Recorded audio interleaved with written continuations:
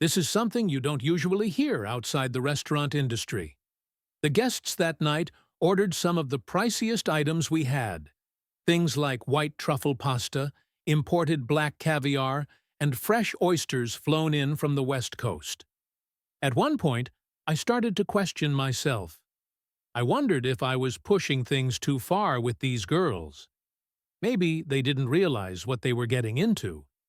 But a few moments throughout the night reminded me why I wasn't in the wrong.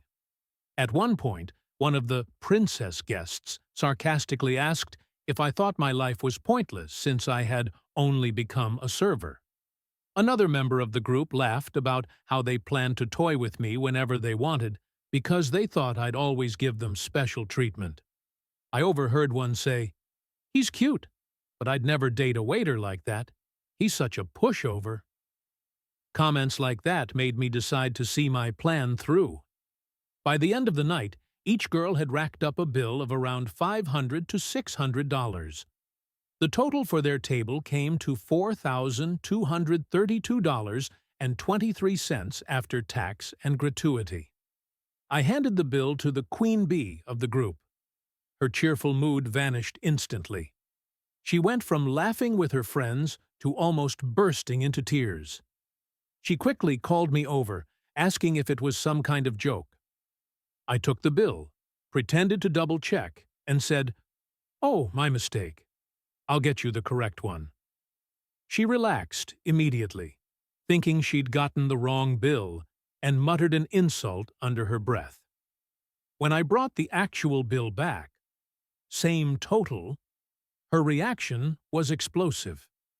She began accusing me of overcharging. I calmly asked if there was anything on the receipt she didn't order. She and the others started scanning each line, pulling out their phones to add everything up repeatedly. They noticed the first 3 rounds of drinks were marked as complimentary, but everything else checked out.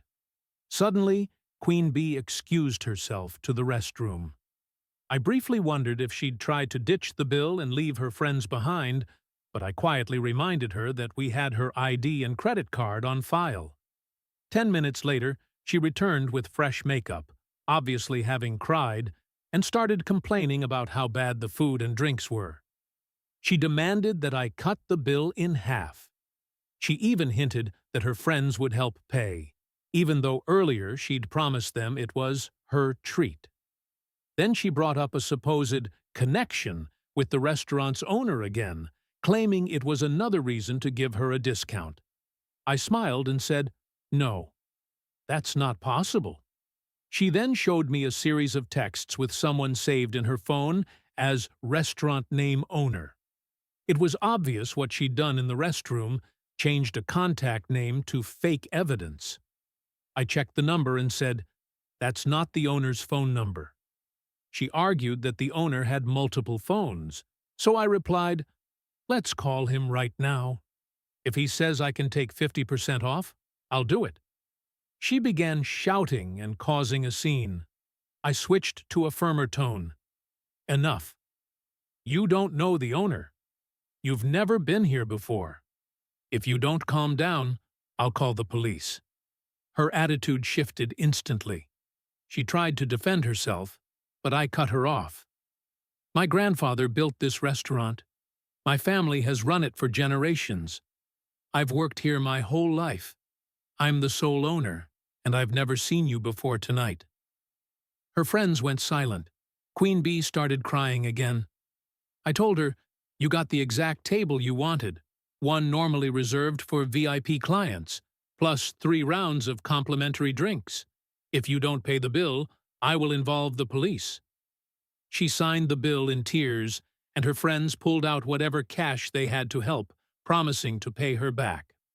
2 days later, an angry man came to the restaurant demanding to speak with me. She was with him, head down. I brought them to my office and showed them high-quality security footage from the VIP section, which included clear audio. Everything they said, everything they ordered, was recorded. After watching, the man stormed out, yelling at her. I haven't seen or heard from any of them since. I even framed the bill in my office, the version without the $120 oysters they had ordered. As for the cost, I didn't lose much. That table was going to stay empty anyway, and the high-end food and drinks covered the cost of the complimentary rounds. So, was I in the wrong? Honestly, I don't think so. The most shocking part of the night wasn't the money or the drama. It was their entitled attitude. One of them actually asked if my life was meaningless, because I was just a waiter. That mentality is infuriating. There's nothing wrong with any honest job, whether you're a janitor, a server, or anything else. People who think they're superior because of someone's profession have a toxic mindset. In the end, I'm glad it worked out.